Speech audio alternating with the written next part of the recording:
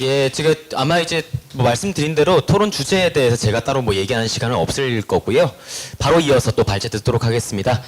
그 제7공화국 연구소의 소장을 맡고 계신 신정현 소장님 발제 듣도록 하겠습니다.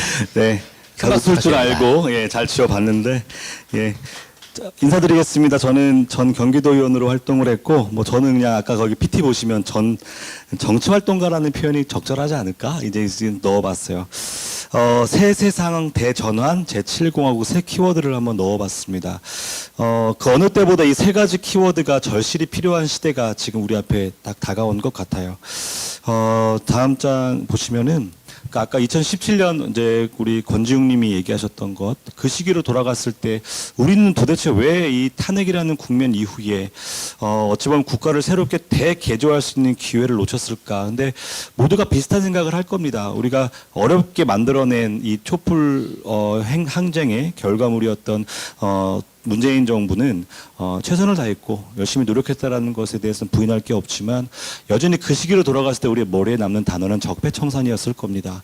그 적폐청산이라는 단어를 통해서 우리 사회가 정말 적폐가 청산되고 우리 사회가 조금 더 통합할 수 있었던가라는 거에 대해서는 이제 그 다음 장에 국민일보의 여론조사에서 보면은 갈등은 더 극심화됐고 그 중에서도 정치 갈등은 우리 사회의 가장 큰 갈등의 주요 원인이 되었다라고 말하고 있습니다. 어찌 보면 우리가 촛불 항쟁을 통해서 거대 악이라는 상대방을 밀어내는 데 성공은 했지만 그 이후에 그 분노의 기저 이후에 분노를 하나의 희망의 기저로 바꿔내는 데 있어서는 실패한 것이 아닌가라는 냉정한 평가를 할 수밖에 없었던 것이죠. 그때 2017년과 2025년을 비교했을 때 제가 그 다음 장에 말씀드리는 단어들은 여전히 현재 진행형입니다. 사회 경제적 불평등, 인구 공동체의 소멸 위기, 분단 체제가 극단화되고 기후 위기가 확산되는 것, 돌봄 체계가 갈수록 위기에 빠지고 차별과 혐오가 국가의 아주 나쁜 에너지로 작동하는 것, 불안정 노동자들이 고착화되는 것. 하지만 이러한 일들을 능동적이고 유능하게 해결할 수 있는 권력 구조의 개혁을 그 당시에 5년이라는 시간 동안 해결해내지 못했기 때문에 어찌 보면은 적폐청산이라는 하나의 반작용으로 등장한 또 하나의 정치적 괴물이 윤석열이 아니었던가라는 생각이 드는 것이죠. 촛불항쟁 이후에 출범한 문재인 정부에서 우리는 질문해 봐야 됩니다. 그렇다면 적폐청산이라도 성공했던가? 또 반대로 그 많은 열망을 안고 근본적인 개혁을 이뤄냈던가? 이것에 대해서 우리가 자신 있게 말할 수 있는 정치인이 있다면 좀 만나고 싶어요. 그때 그 시점의 반성과 성찰로부터 시작하지 못하면요, 지금 윤석열 정권에 대한 비판과 비난 이후에 다음 담론을 얘기할 수 없기 때문에 그 시기로 돌아가서 이야기를 이어가야 된다라는 말씀을 드립니다. 그렇다면 오늘의 주제죠. 탄핵 이후에 만날 세계는 어떤 세상이어야 될까?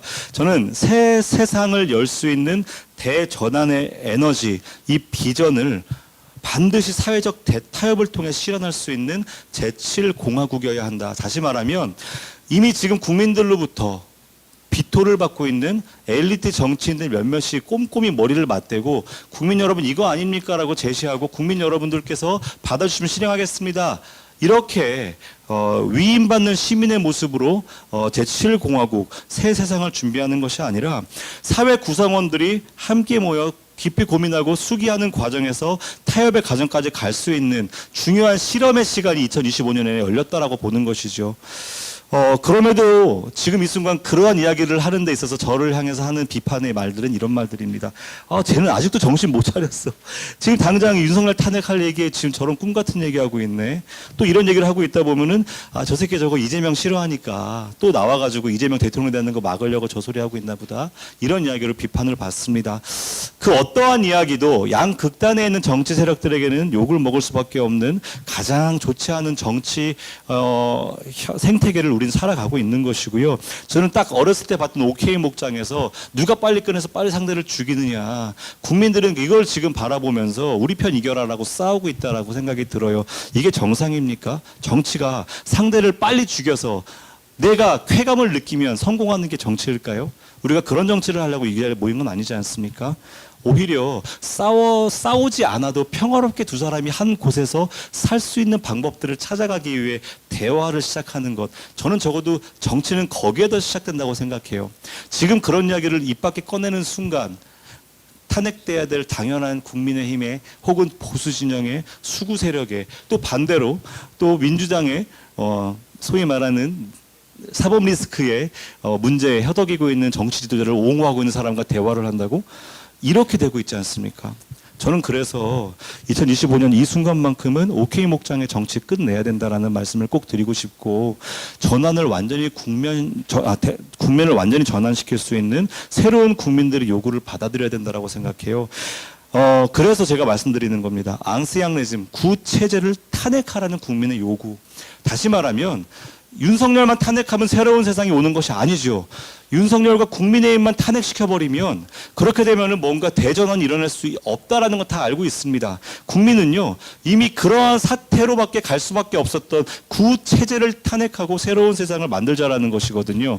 그래서 지금부터 우리가 이 세상에 새롭게 발동하는 이 에너지를 앙세앙레즘과 뉴레즘의 대결로 가야 된다라는 말씀을 드리고 싶습니다. 구체제와 신체제의 대결. 이재명 vs 누구, 윤석열 vs 누구, 이준석 vs 누구 이렇게 가면 안 된다라는 말씀을 드리는 거예요. 그래서 제가 이제 1분 안에 끝낼게요. 드리고 싶은 말씀은요. 결국은 87년 체제 대의민주주의에서 직접 민주주의적 요소를 우리는 경험했어요. 국회 앞에 대의제의 위기가 왔을 때 직접 참여한 시민들이 이 위기를 끝냈습니다.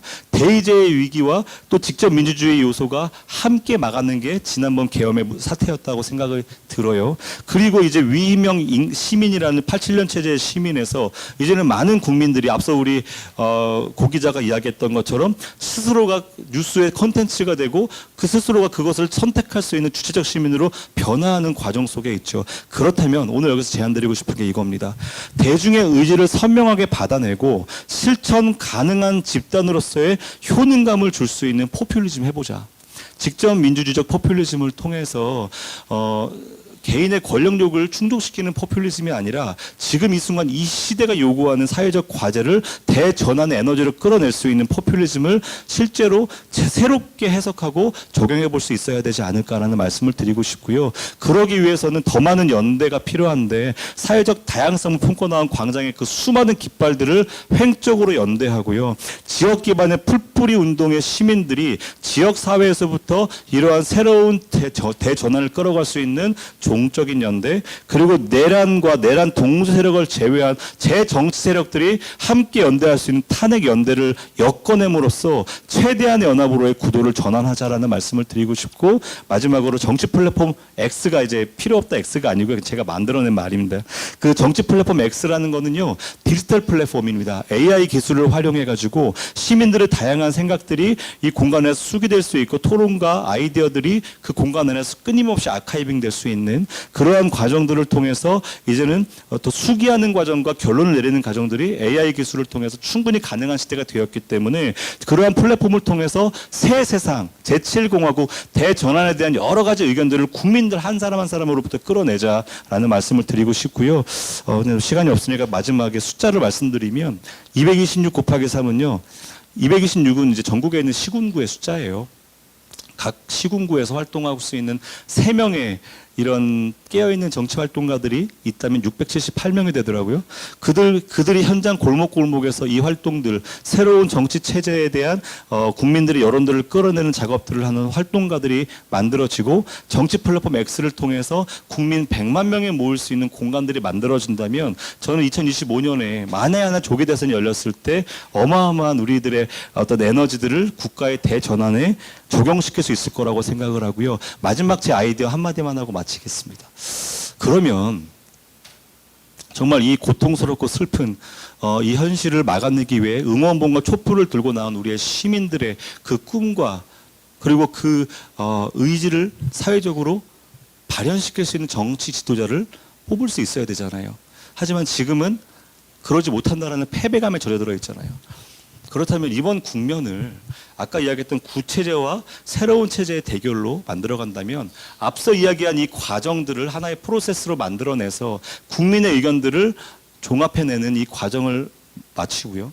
그러고 나서 이 일을 실천할 수 있는 정치 지도자 한 사람을 오픈 프라이머리 형식으로 국민들이 직접 뽑는 겁니다. 물론 이제 그건 정당의 형태가 아닐 수 있겠죠. 하지만 이 플랫폼을 활용한, 그래서 여기에 참여해서 이러한 정치 이상과 정치 비전을 실현할 수 있는 사람들은 누구나 와서 이 오픈 프라이머리에 참여하고 국민들에게 선택받자. 여기에 투표에 참여하는 국민들은 100만 명 혹은 150만 명 그 존재한다 그런다면 그들의 투표를 통해서 국민의 새로운 새 체제를 대표하는 인물로 세우고 그 조계 대선을 준비한다면 저는 그것이야말로 과거로부터 작별의 인사를 하고 새로운 체제로 나아갈 수 있는 국민적 동력, 아래로부터의 민주주의를 실현할 수 있는 새로운 정치 세력의 등장으로 가능하게 만들 거라고 생각합니다. 이상입니다.